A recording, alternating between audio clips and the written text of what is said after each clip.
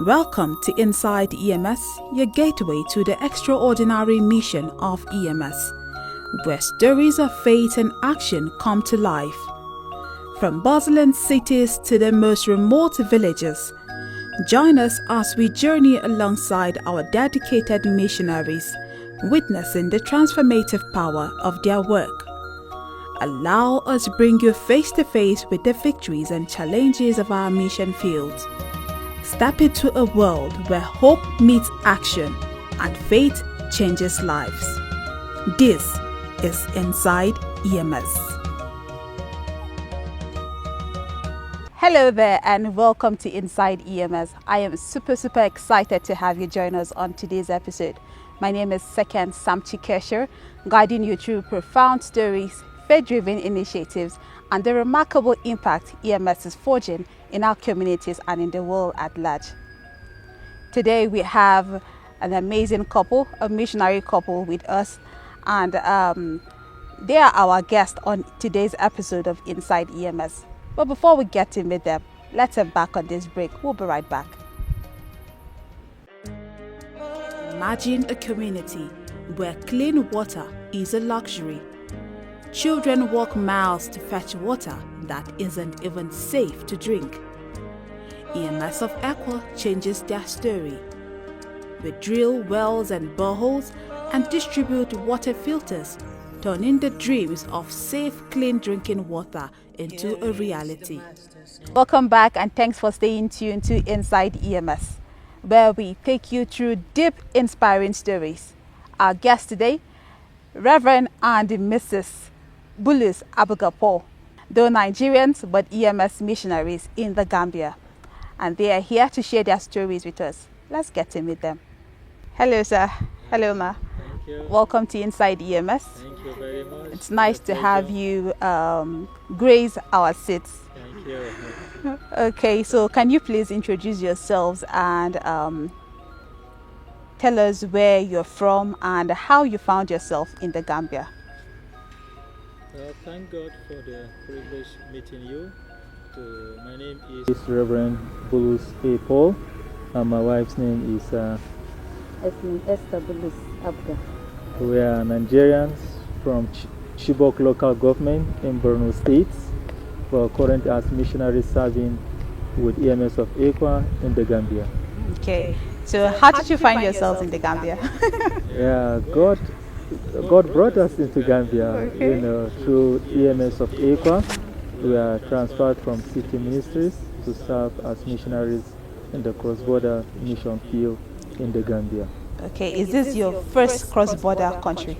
Yeah, this is not my first cross-border country because I served as well in Niger Republic with the Gideon Brigade, reaching out to people, church planting, evangelism in Niger Republic, also reaching out as well to evangelism and church planting in Cameroon. Okay, Yeah. so when you left Nigeria and you went to the Gambian field, what were you expecting? Did you have any expectations of what to meet there and all that? Being used to Nigeria, I know that you must, when you got to the Gambian field, you must have experienced quite a number of culture shocks. Probably some things you're used to seeing in Nigeria that is common, and you have gone to the Gambian field and it's not common. What's the lingua franca in Gambia?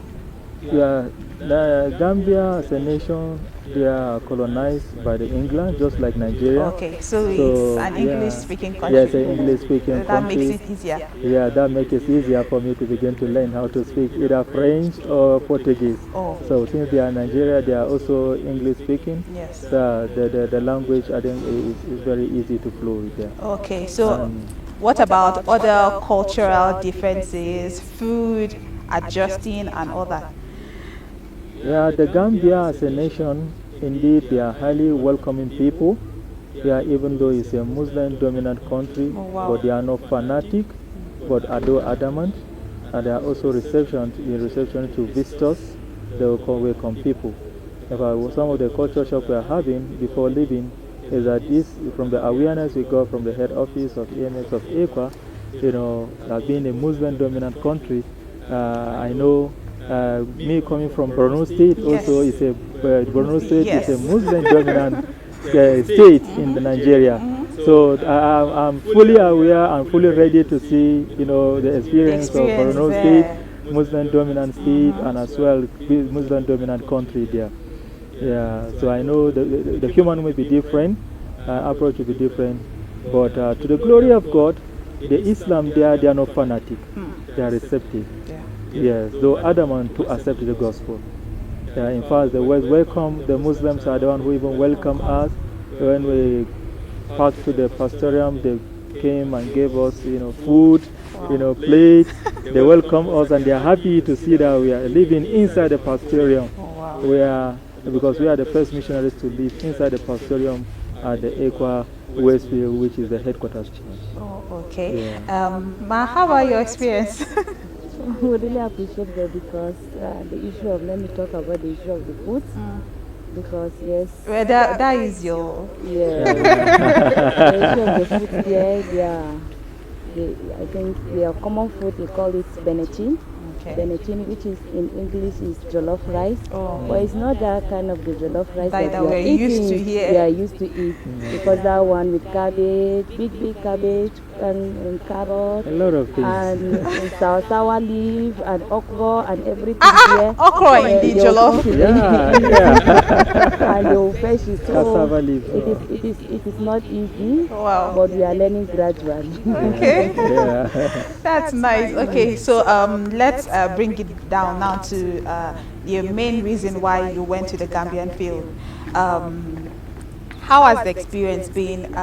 Some of the things you met, the challenges, and how you've been trying to navigate through it.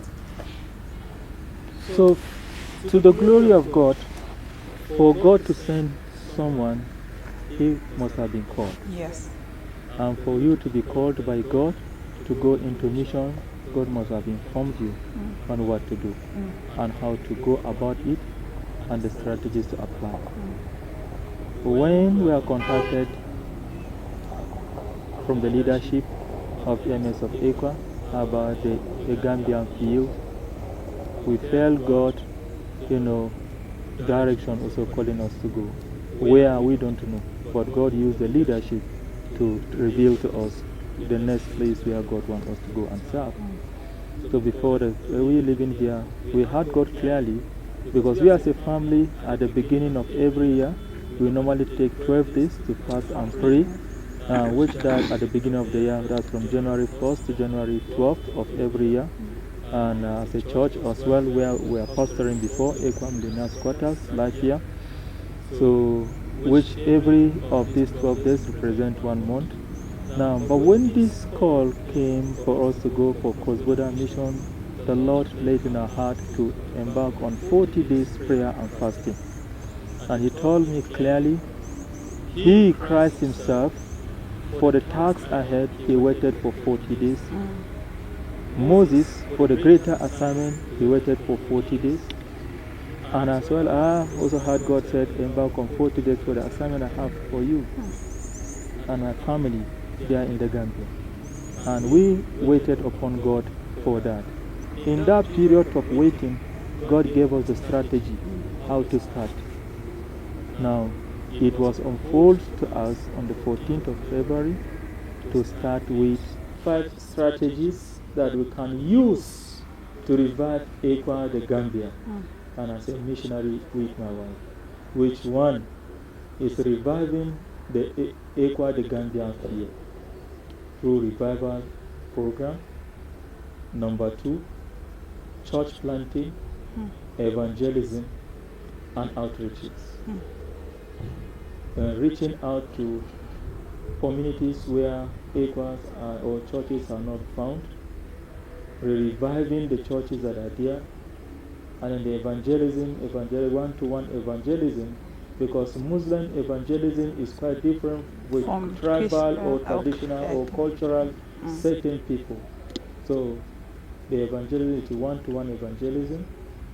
Then number 2, organizing of seminar in order to get the members, leadership of the church to organize seminar to help create awareness about what Gambia Ecwa is and the bylaws of Ecwa, the constitution. for the leaders, with the pastors, and strategic leadership in the land that have to do with Ecwa churches in the Gambia. Then the next one, it is upholding Ecwa policy, constitutions, and bylaws in the land.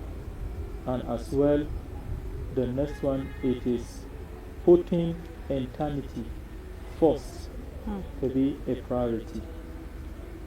Those are the 5 strategies that God laid in my heart to use in reviving Ecwa the Gambia and taking it to where God wanted us to. And that is what we are doing. And so far, we've started putting them on work, and we have seen the hand of God. Okay, so in the meeting up in trying to achieve these strategies, I'm sure you must have met a lot of challenges,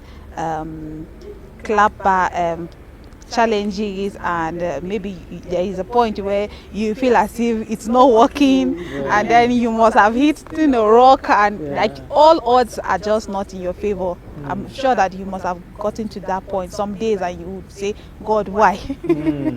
But okay, please share some of those experiences with us. Yeah, indeed, you cannot do missions without challenges.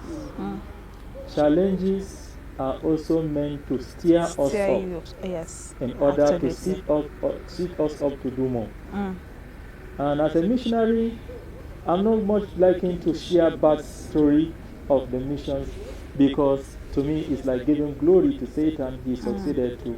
But I like to share testimony of what God do, so that His name will be glorified. Yes, absolutely. Like in the Gambia, the first program as a country coordinator we organize, these 5 strategies, it is to organize a seminar. Why starting with the seminar? We are new in the country. I don't even know the men fellowship leaders, women fellowship leaders. I don't even know the pastors. So I need to start from there. So we started with the pastors. So we call the pastors, we call the agency leader, we have a seminar. So God has helped us, we're able to brainstorm some things, we're able to know each other. And after the seminar, the next thing is to constitute elders in the church, which is the headquarters church. And the headquarters church, it is in Ecwa, that's the Ecwa Westfield. Because at the time we went, there are no elders in the church, even almost all the churches. So we constituted elders in the church, so that will help us to have, people that we can work with, because Ecwa works together with people. Yeah, so constitute elders in the church.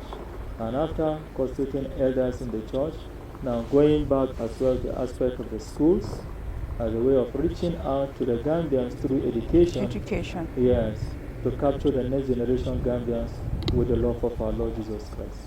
So stabilizing the school, and also meeting some needs, because at the time we went, the school, we met 3 schools, the Ecwa Burkina, Ecwa Olindu, and also Ecwa Bara. Okay, let me come to you, Ma. The church, I know that mostly anywhere you go to, not just in the Gambia, even in Nigeria, you see that the population of women is usually more than that of the men. And I know that keep a church and take away all the women and leave only the men, I think that the church will hardly thrive.